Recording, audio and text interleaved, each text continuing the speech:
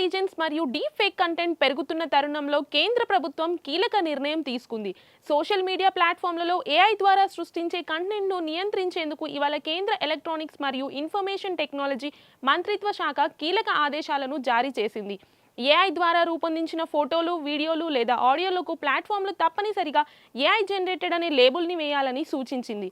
సామాన్య ప్రజలు కూడా అది ఏఐ కంటెంట్ అని సులభంగా గుర్తించేలా ఈ లేబుల్ స్పష్టంగా ఉండాలని తెలిపింది. ఒక్కసారి లేబుల్ వేసిన తర్వాత దానిని కానీ లేదా దాని మెటా డేటాని కానీ తొలగించడం చట్టవిరుద్ధమని పేర్కొంది. ఏదైనా డీప్ ఫేక్ లేదా అభ్యంతరకర ఏఐ కంటెంట్ను తొలగించాలని ప్రభుత్వం లేదా కోర్టు ఆదేశిస్తే సదరు సోషల్ మీడియా సంస్థ కేవలం 3 గంటల లోపు దానిని తొలగించాల్సి ఉంటుందని తెలిపింది. చట్టవిరుద్ధమైన తప్పుడు సమాచారంతో కూడిన లేదా లైంగికంగా అభ్యంతరకరమైన ఏఐ డేటాను గుర్తించడానికి సోషల్ మీడియా సంస్థలు ఆటోమేటెడ్ టూల్స్ వాడాలని పేర్కొంది.